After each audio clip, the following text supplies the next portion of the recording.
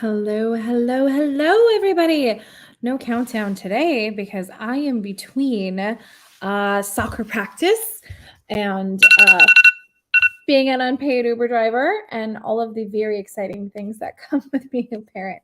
So, coming to you Wednesday, January 4th. I don't know about you, but has this felt like the year-long week? Because it is Wednesday and it definitely feels like Monday. And I was paying attention to some trending content and I thought it was really funny. It basically said that a lot of people woke up exceptionally early yesterday. And I would be one of those people. I was up at like 4 a.m., like I am fully wide awake and cannot go back to sleep. So I might as well be up.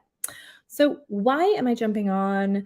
And I think a lot of you are seeing there's just more of me. And that's because I have some business freedom that I didn't have a couple years ago. And I believe that communicating with my friends, my partners, my colleagues, my family members is really important. So just a couple things to pay attention to. If this is content that you don't want to see, mute me in the feed, no problem.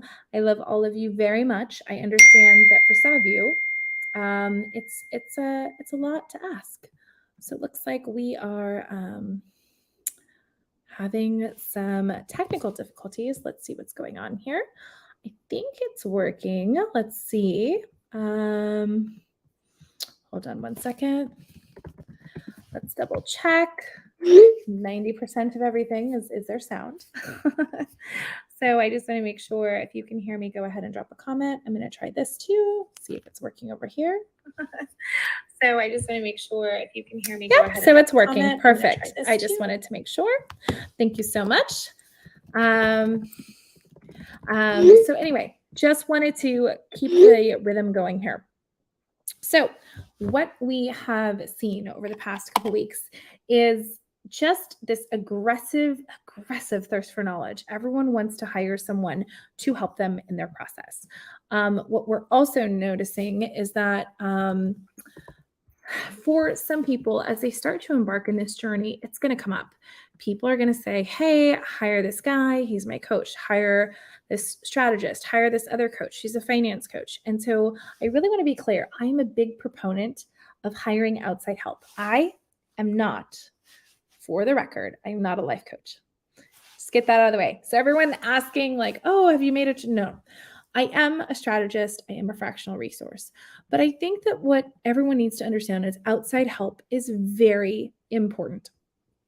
Getting someone else to look at what you're doing and give you feedback is really, really important. So what I have looked at is, and in 2018, I wrote an article on this, was, hey, these are the questions that you should consider before you hire a coach. And a lot of my friends and colleagues and people, have asked me, well, what is the first thing that you would tell someone when they're in the process of trying to find somebody? And this is the number one question. I also have coaches that I work with and I hire. I have business coaches. I have mindset coaches. I have performance coaches. So I'm a big believer, in getting outside help. But this is question number one, which is, how do you define success? So the reason I ask this question to a coach is I want to find out is, how are they defining success? How are you defining success? And not just how are you defining success, but is success a feeling, right? Is it a feeling or is it a metric? Is there a report card? Is there a survey that you do when I come into coaching? Is there something afterwards? So I think it's really important to share that when we're in this process, you need to ask, what is success measured by? And so what happens is a lot of things is really understanding that credentials, background, and experience are important, but maybe not as important as understanding how success is measured. Because I find the core of where every coaching relationship goes awry is when there is a lack of understanding. So that's a really big one. The second thing I ask people, which you're probably going to laugh at, is I ask people this question, which is simply put, how did coaching change your life? How did it impact you in a personal way? What were the things that you learned or grew or discovered in your coaching journey? And when I ask that, a lot of times people get very like, oh, like, because I want to know that my mentors have mentors. I want to know that my coaches have actually gone through the process of coaching. Now, another thing that is going to probably be a little controversial is this one, which is very simply put, in what ways am I resistant to coaching? So if you're doing discovery calls and you're on the phone with people and you're giving them the back and forth and you're saying, hey, do this, do that, you might notice that someone has a hesitancy to commit to a follow-up date and time. So you could say to that person, oh, like, do you think I'm going to be resistant? Is that why you don't want me to follow up? So asking those things, right? Like those who progress quickly are the ones that are most willing to be coached. So being open to hearing feedback is a big thing. And I can tell you it's not comfortable. It is very uncomfortable the first time you get feedback. If you're not used to getting direct feedback, it can be brutal. And not only can it be brutal, it can feel a little bit like, okay, I just paid someone to be very critical of me. But here's the deal. It should be about hiring someone that is not emotionally attached to you, that wants to see you win and is willing to have the hard conversations with you. So again, let's recap. I'm asking people, how do you define success? Another big thing is, how has coaching changed their lives? And then, hey, like, what do you think is going to be my problem? How am I going to be resistant? Tell me why you think I might be resistant. The other thing that may or may not make sense, and this might be, a lot of times I have worked in sports. I have worked and done coaching, relationships and tried to help broker deals between coaches where the coaches go, they don't understand, like they've never worked with fitness. And it's like, you don't have to work in fitness to understand what the drivers are of success. So again, this might be applicable or not. Have you worked with people in my business universe? Now, what you might find is that people freak out when I tell them that I've worked and consulted with brands like Nike, when I've consulted with fitness companies and fitness supplements and other like fitness studios. And they go, wait a minute, I don't have to have a six pack to understand the business triggers in a company. So again, these things are also really good drivers of understanding, right? Really, really simple. And I think some people are saying right here, yep, coaching has helped me to exceed my own expectations, 1000%, right? So with the right set of questions, what you're really going to do is just kind of like, hey, like, asking these questions. And the truth is that a lot of times when we get into a relationship, the unmet expectations will happen when we don't have these tough conversations. And thanks for that, Sarah. So next one, how would you handle telling me I'm wrong? Ooh, right? So I remember the first time I asked my first business coach this, I just hired him and I said, okay, how would you handle telling me I'm wrong? And he said, I would just tell you straight to your face, no holds barred. I don't have time to coddle you. And the first time it happened, he said, you're so fucking wrong. And I just went, and he said, I told you from the beginning I was going to tell you this. Now, in retrospect, I probably should have said, hey, I like to receive feedback this way. But then at the end of the day, would that have been the best lever for me? Probably not. So the reality is what you need to understand is coaching is a little bit about getting to some clarity, but also about understanding like you're not hiring someone to tell you how awesome you are, right? So love sharing this. And again, in looking at this, right, coaching has helped me to exceed my expectations. By the way, if you have a coach, a business coach, a life coach, or anybody that you recommend, you can drop that in the comments. I loved to put into the whole post that like, hey, I'm not a coach. So this is not promoting me at all. I just wanted to throw that out there because I think this is at the beginning of the year, everyone did that. So somebody said, oh, I repeat back what you said to clarify to understand. Perfect. So that's the kind of stuff that I'm talking about. Now, here is the big one. And again, depending on the type of coach you're hiring, you're probably going to get a lot of varied answers. But I'm going to tell you, this is probably the most important one, which is, what is your process?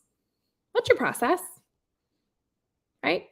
If someone says, I want you to be a client, I want to be your coach, and they don't have to tell you their entire process, but they should have a process or a way of moving you through stages and phases. There is a client that I work with. They have this really great roadmap that they show people of what it looks like and what they see and what the milestones are. That's very comforting. So again, if you're asking someone that you're going to make a 5-figure investment, some of these questions, and they can't give you an answer, maybe some of these are not applicable to all types of coaches, but in general, these are going to be pretty good. So what I kind of wanted to do was to get on here and share this. Now, the reason is, in 2018, I was a contributor to an article. To this day, I still have people reach out about how that article was very helpful in them making the decision to engage with a coach. And I think it's really important too. This is kind of the big one. And I want to be really clear on some of the differences and nuances here. But it's, hey, can I speak to other clients about their experience with you? So pretty much every service provider, marketing, sales, coaching, any industry is going to have their go-to 4 or 5 people that they talk to all the time. That's part of it. If they feel totally comfortable having you talk to people or at least look them up, great. What you can also do in the process before you hire and engage with a coach is do like what I call kind of the LinkedIn spying. I go on someone's LinkedIn, and on someone's LinkedIn, you can actually look at, has anybody left them a recommendation? And here's why this is important. Most of the time, character is going to carry through multiple years. So for example, if your coach had a lifetime in corporate before they came over and became a coach, there is going to be some record of interactions. And so when you go there, you can actually go on someone's LinkedIn profile and you can scroll down and look and see if anybody has given them a recommendation. So if you've never paid attention to this, I'm going to show this to you really quickly so you can see, because I think that this is one of the things that is not leveraged enough. So I will do it with my own profile so you guys can see that I believe in this stuff. So right here at the bottom of my LinkedIn profile, oh my gosh, and there's some that are pending that I haven't even put on yet, but it's going to show you the most recent, right? That's going to have some, and you'll notice that, entrepreneurs, education, but there is a timeline of when these came in, essentially.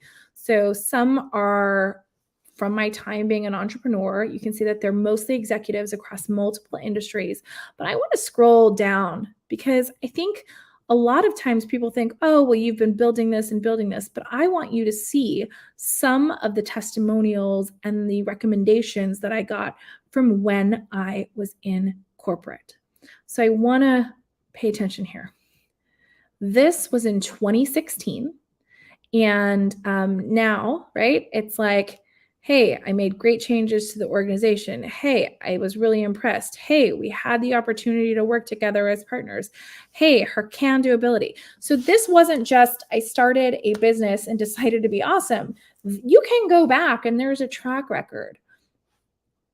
That means that no matter what I was doing, whether I was in corporate or on my own, I was consistently coming in, making introductions, making recommendations. I wanted to see people win. I think it's really important that this type of stuff is highlighted. So if you haven't done this, or you haven't gotten recommendations, or you're looking someone up and you cannot find anything, take a moment to look at all of these things. And again, this is 2014.